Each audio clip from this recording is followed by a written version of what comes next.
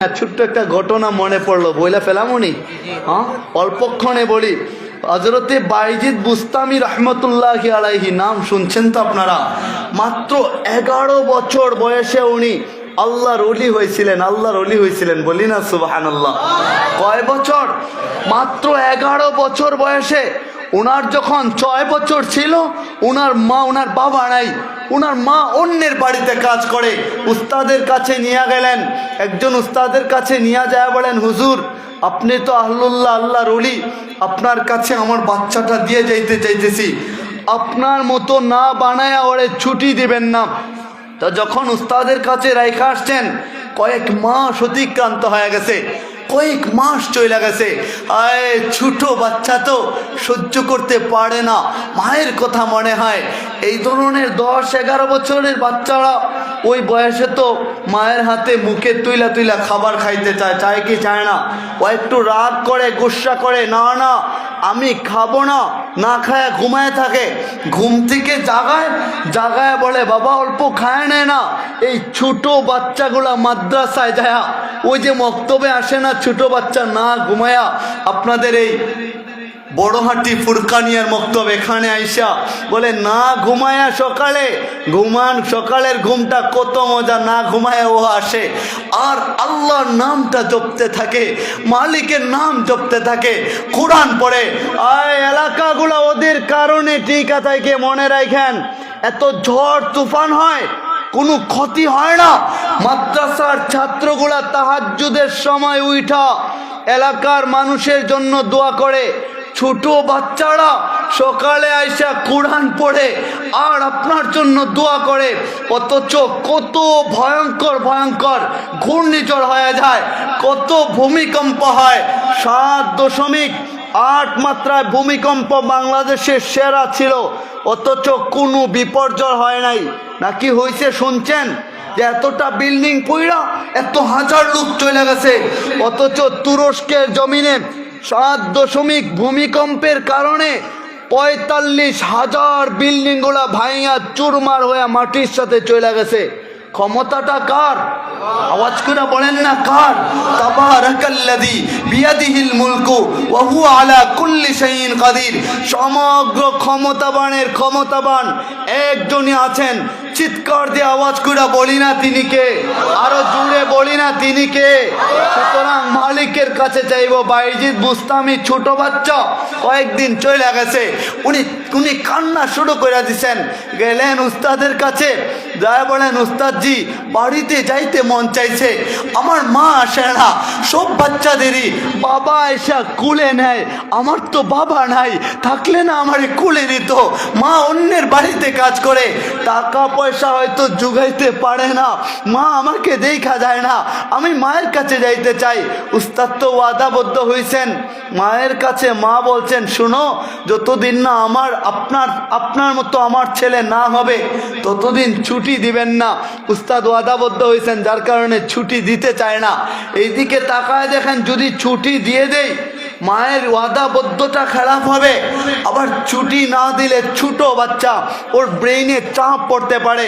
ওই ছোট বাচ্চার দিকে তাকায়া একটা বাহানা কইরা কোরআন শরীফের কিছু পড়া দেয়া দিলেন। এত পড়া যেন মুখস্থ এতগুলো একসাথে না হয়, ওই পরিমাণের পড়া যেন ছুটি না দিতে হয়, ওই পরিমাণে পড়া দেয়া বললেন শোনো বাইজিদ, এই পড়াগুলা যদি তুমি এত অল্প সময়ের মধ্যে মুখস্থ কইরা আমারে শোনাইতে পারো তাইলে তোমার ছুটি। উনি তো বুঝা ফেলছে, যেই সেই বাচ্চা তো বাইজিদ ছিলেন না, উনি বুঝা ফেলছে আমার পক্ষে সম্ভব না এতগুলো পড়া মুখস্থ করা। উনি জায়নামাজি বিছায়া দিয়া উপরের দিকে হাতটা তুইলা বলে মালিক তুমি মুখস্থ না করায় দিলে আমার ক্ষমতা নাই মুখস্থ কইরা উস্তাদের কাছে শোনানো, তুমি মুখস্থ করায় দাও না। বইলা কোরআন শরীফের একটা পৃষ্ঠা বাইজিদ বুস্তামি উল্টাইতেছেন, আর ওই পৃষ্ঠাটা আল্লাহ ভিতরে ঢাইলা দিছেন। দ্বিতীয় পৃষ্ঠা উল্টায়, ওটাও ভিতরে চলে যায়। সমগ্র পড়াগুলা যখন মুখস্থ হয়ে গেছে, আয় উস্তাদের কাছে যায় বলেন যে উস্তাদ যে আমার পুরা পড়া আমার মুখস্থ হয়ে গেছে। উস্তাদ বলে শোনাও, তাহলে শোনানো শুরু করছেন। প্রথম থেকে শেষ পর্যন্ত শুনাইছেন। অনর্গর ভাবে যখন শুনাইছেন, উস্তাদ বলে তুই তো যেই সেই কেউ না, বাড়িতে চইলা যায় না। হুজুর হুজুর চলে আসেন হুজুর। হুজুরকে রাইখা কথা বলা তো বেয়াদবি, আমি বিদায় নিয়ে নেই হুজুর।